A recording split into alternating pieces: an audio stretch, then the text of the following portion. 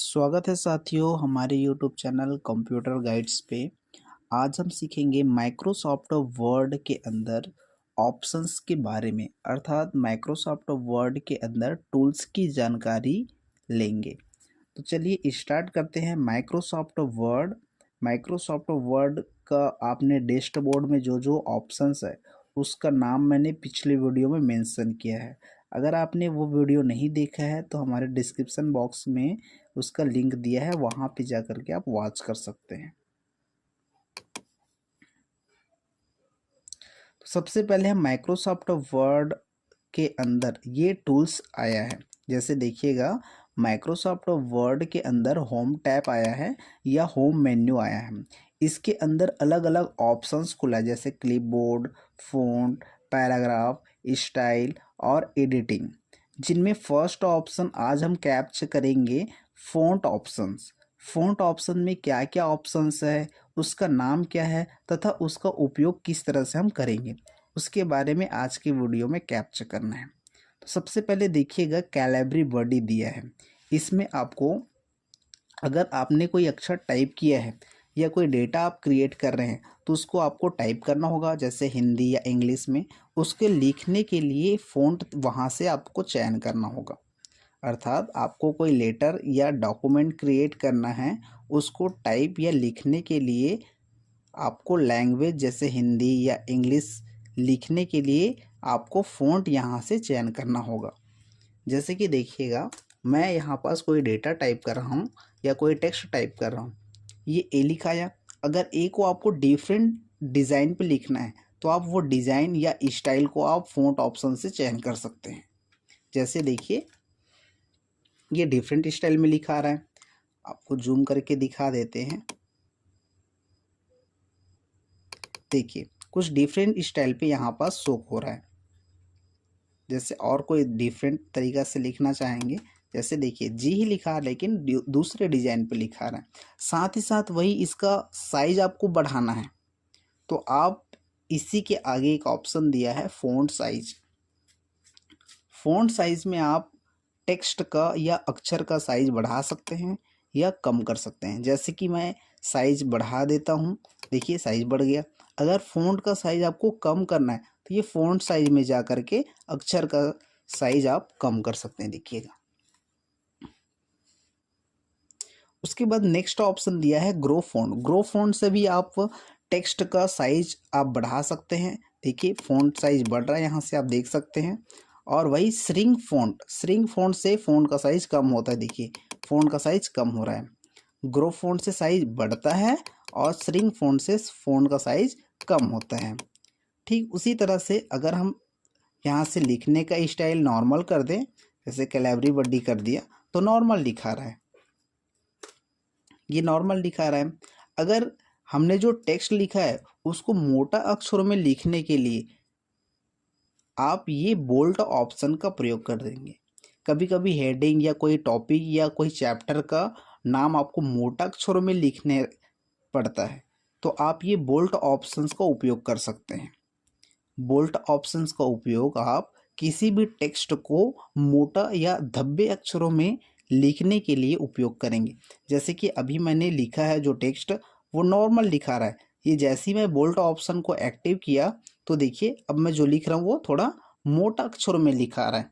ठीक वैसे ही इटैलिक, अभी तक देखिए हमने जो टेक्स्ट लिखा है वो बिल्कुल सीधा सीधा वर्टिकल रूप में लिखा है। मैं चाहता हूँ मेरा जो टेक्स्ट है थोड़ा सा टेढ़ा लिखा है। जैसे कि ये इटैलिक ऑप्शंस को मैंने क्लिक किया, देखिए हमने जो टेक्स्ट लिखा है वो थोड़ा सा इसका डायरेक्शन चेंज हो गया, थोड़ा सा टेढ़ा लिखा रहा है।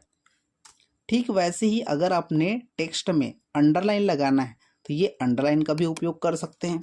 साथ ही साथ अंडरलाइन पे जाएंगे तो आपको अलग अलग तरह का अंडरलाइन मिलेगा। ये छोटा सा एरो पे जाइए, यहाँ पे सिंगल अंडरलाइन, डबल अंडरलाइन या डॉट डॉट अंडरलाइन या डैश डैश या सर्पिलाकार वाला अंडरलाइन भी मिलेगा। तो आपको जो भी अंडरलाइन लेना है यहाँ से आप चयन कर सकते हैं। साथ ही साथ अगर मान लीजिए ये ऑप्शंस का आपको ज़रूरत है तो आपने एक्टिव किया, मान लीजिए ज़रूरत नहीं है तो यहीं से ही जा करके आपको वो ऑप्शंस को बंद करना होगा। जैसे मान लीजिए मैंने अभी अंडरलाइन ऑप्शंस को एक्टिवेट किया है। अगर इसको अनएक्टिव करना है तो इसी में आकर के आपको क्लिक करना होगा। देखिए अनएक्टिव हो गया।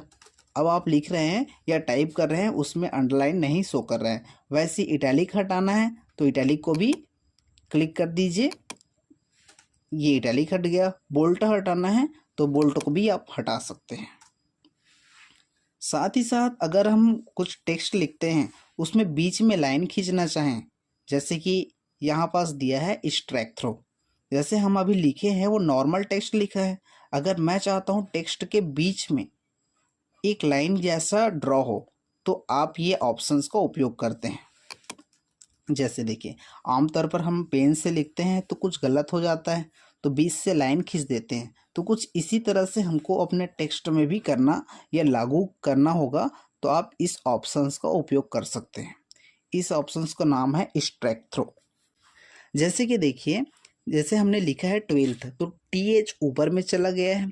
वैसे ही अगर मैं कोई टेक्स्ट लिखता हूँ, जैसे कि मान लो A का वर्ग प्लस B का वर्ग, ये हम गणितीय फॉर्मूला में उपयोग करते हैं। साथ ही साथ केमिस्ट्री वगैरह में भी इसका उपयोग किया जाता है। जैसे आयंस वगैरह को या परमाणु वगैरह को वो टेक्स्ट के नीचे में लिखना होता है। जैसे मान लीजिए मुझे H2O लिखना है, H2, तो वो 2 नीचे में लिखा रहता है। जैसे कि H2O लिखते हैं तो नॉर्मल सिंपल से लिखा है,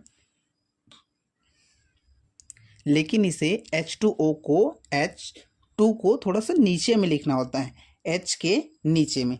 तो किसी भी टेक्स्ट के नीचे में थोड़ा सा नीचे में उसको लिखना होगा तो आप ये सब स्क्रिप्ट का प्रयोग करेंगे, सब स्क्रिप्ट का प्रयोग करेंगे। ये 2 लिख दिए, देखिए H के थोड़ा सा नीचे में लिखाया है। तो फिर से मान लीजिए O लिखते हैं, वो भी नीचे में ही लिखा रहा है। तो हमको ये जो ऑप्शन हमने एक्टिवेट किया, ज़रूरत पड़ने पर एक्टिव किया, ज़रूरत नहीं है तो इसको अनएक्टिव कर देते हैं। फिर ये आप चाहो तो इसको नॉर्मल लिख सकते हैं। देखिए ठीक उसी तरह से आपने अभी सीखा किसी भी टेक्स्ट के नीचे में कोई टेक्स्ट लिखना, ठीक वैसे ही आप किसी भी टेक्स्ट के ऊपर में भी टेक्स्ट लिख सकते हैं। जैसे कि A का पावर 2, जैसे यहाँ पास आप पावर लगाना है तो आप ये सुपर स्क्रिप्ट का प्रयोग करेंगे। ये सुपर स्क्रिप्ट, मान लीजिए इसका ज़रूरत नहीं है तो आप इसको फिर से ऑफ कर सकते हैं। ठीक वैसे ही अगर आपको स्टाइलिश अक्षरों में लिखना है तो आप यहाँ पास दिया है टेक्स्ट इफेक्ट, तो आपको जो भी टेक्स्ट में इफेक्ट लगाना है आप उस टेक्स्ट का चयन कर सकते हैं। जैसे देखिए अलग अलग तरह का इफेक्ट लग रहा है, आपको डिफरेंट स्टाइल पे लिखना है तो आप इसका उपयोग कर सकते हैं। ठीक वैसे ही मान लीजिए अपना जो टेक्स्ट है वो अभी ब्लैक कलर में लिखा रहा है, इसको अगर मुझे रेड कलर में लिखना है या कोई डिफरेंट कलर में लिखना है तो आप एक ऑप्शन दिया है फ़ॉन्ट कलर, आप फ़ॉन्ट कलर में जा करके उस टेक्स्ट का कलर चेंज कर सकते हैं। देखिए और भी कोई दूसरा डिज़ाइन में या दूसरा कलर पे लिखना है तो आप यहाँ से फ़ॉन्ट कलर में जा करके चेंज कर सकते हैं। अर्थात फ़ॉन्ट कलर का मतलब हम जो टेक्स्ट लिख रहे हैं उसका कलर चेंज करना। ठीक वैसे ही एक ऑप्शन दिया है टेक्स्ट हाईलाइट कलर। कभी कभी हम कोई इम्पोर्टेंट टेक्स्ट नज़र आ जाता है, जब भी आप पढ़ाई करते हैं तो हमको कोई इम्पोर्टेंट टेक्स्ट या हमको कोई क्वेश्चन का आंसर मिल जाता है, उसको हमको हाईलाइट करना होता है, मतलब अलग से दिखाना होता है। तो आप पहले उसको सेलेक्ट करते हैं, फिर उसके बाद उसको मार्क लगा देते हैं। जैसे कि मैंने इतने को सेलेक्ट किया, आपको इस टेक्स्ट को अलग से दिखाना है तो आप यहाँ से कलर कर सकते हैं।